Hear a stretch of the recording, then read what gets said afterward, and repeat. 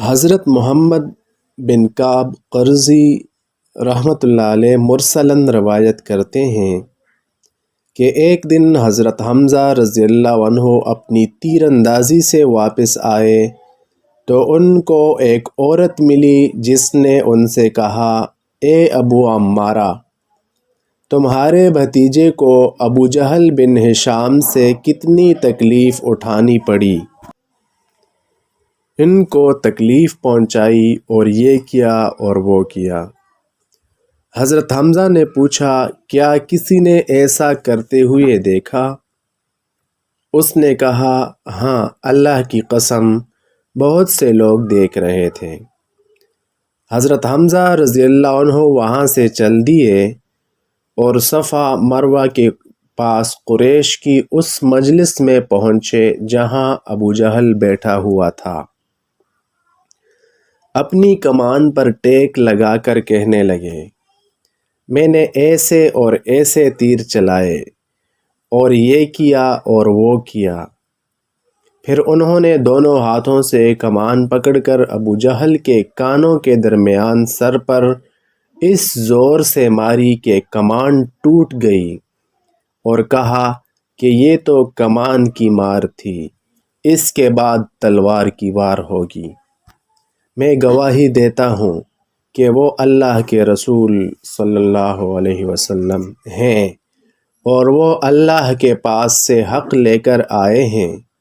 لوگوں نے کہا، اے ابو عمارہ، وہ ہمارے معبودوں کو برا بھلا کہتے ہیں اور یہ کام تو ایسا ہے کہ اگر تم بھی کرو تو ہم تمہیں نہ کرنے دیں، حالانکہ تم ان سے افضل ہو، اور اے ابو عمارہ، تم تو بد خلق نہ تھے۔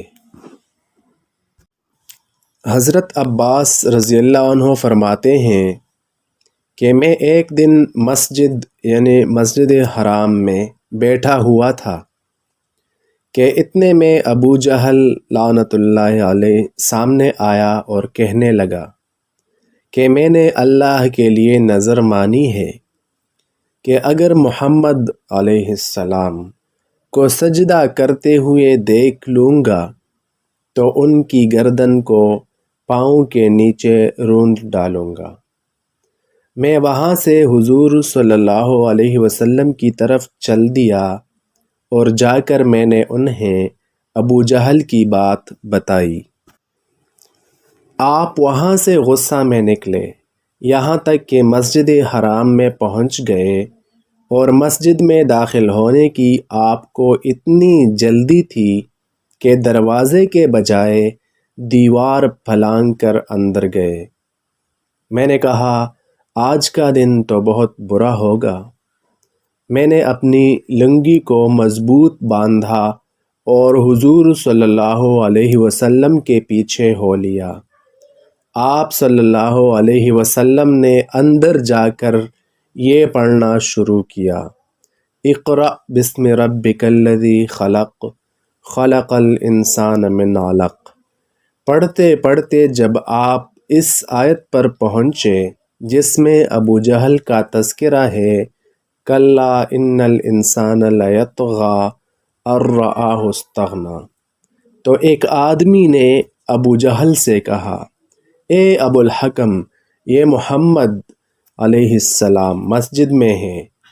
اس نے کہا، کیا تم وہ منظر نہیں دیکھ رہے ہو جو میں دیکھ رہا ہوں؟ اللہ کی قسم، آسمان کا کنارہ مجھ پر بند ہو چکا ہے۔ جب حضور صلی اللہ علیہ وسلم سورت کے آخر پر پہنچے تو آپ صلی اللہ علیہ وسلم نے سجدہ فرمایا۔ حضرت برہ بنت ابی تجرات فرماتی ہیں کہ ایک دن ابو جہل اور اس کے ساتھ چند کافروں نے رسول اللہ صلی اللہ علیہ وسلم کا راستہ روکا اور آپ کو بہت تکلیف پہنچائی، تو حضرت طلیب بن عمیر رضی اللہ عنہ ابو جہل کی طرف بڑھے اور اسے مارا، جس سے اس کا سر زخمی ہو گیا۔ لوگوں نے حضرت طلیب کو پکڑ لیا ابو لہب طلیب کی مدد کے لیے کھڑا ہوا۔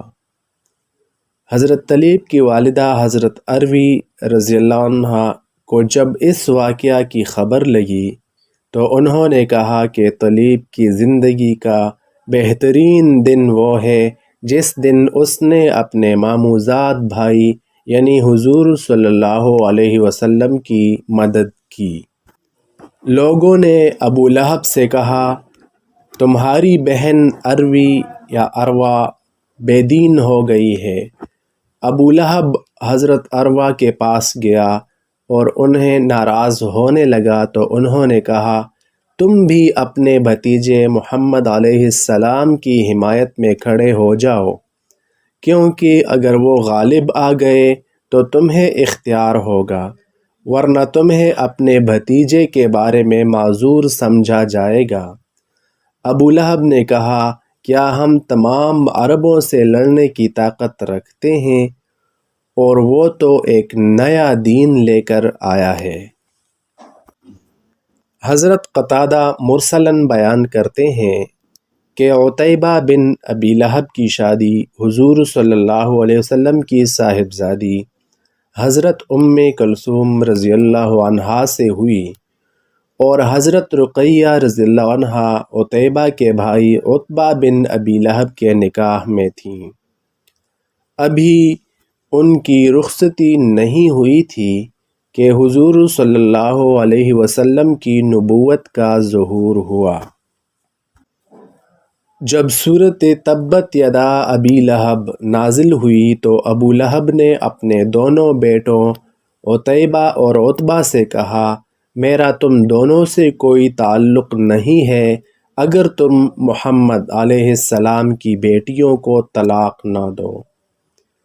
اور عتیبہ اور عتبہ دونوں کی ماں بنت حرب بن امیہ نے بھی، جسے قرآن میں حمالۃ الحطب کہا گیا ہے، اس نے بھی کہا، اے میرے بیٹو، ان دونوں کو طلاق دے دو کیونکہ یہ دونوں بے دین ہو گئی ہیں۔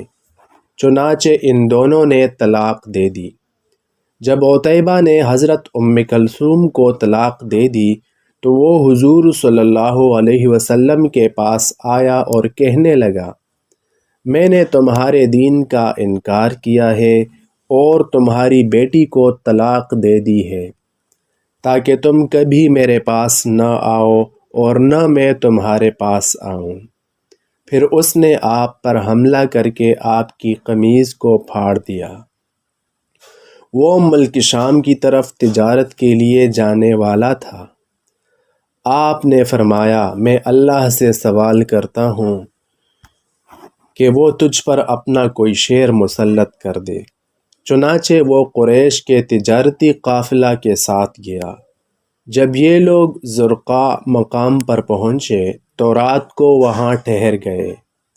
ایک شیر نے اس رات اس قافلہ کا چکر لگایا۔ عتیبہ کہنے لگا، ہائے میری ماں کی ہلاکت! یہ شیر تو مجھے ضرور کھا جائے گا، جیسے کہ محمد صلی اللہ علیہ وسلم نے کہا تھا۔ مجھے ابن ابی کبشہ، یہ نام کافروں نے حضور صلی اللہ علیہ وسلم کا رکھا ہوا تھا، نے مار ڈالا، جو کہ مکہ میں ہے اور میں شام میں ہوں۔ چنانچہ اس شیر نے سارے قافلہ میں سے صرف عتیبہ پر حملہ کیا اور اس کا گوشت نوچ ڈالا اور اسے مار ڈالا۔ زہیر بن اللہ کہتے ہیں کہ ہمیں ہشام بن عروہ نے اپنے والد سے یوں بیان کیا ہے کہ وہ شیر اس رات اس قافلہ کا چکر لگا کر واپس چلا گیا۔ قافلہ والوں نے عتیبہ کو اپنے درمیان لٹایا، چنانچہ وہ شیر دوبارہ آیا اور سب کو پھلانگتا ہوا عتیبہ تک پہنچا اور اس کے سر کو چبا ڈالا۔ حضرت عثمان بن عفان رضی اللہ عنہ نے پہلے حضرت رقیہ رضی اللہ عنہا سے شادی کی، پھر ان کی وفات کے بعد حضرت کلثوم رضی اللہ عنہا سے کی۔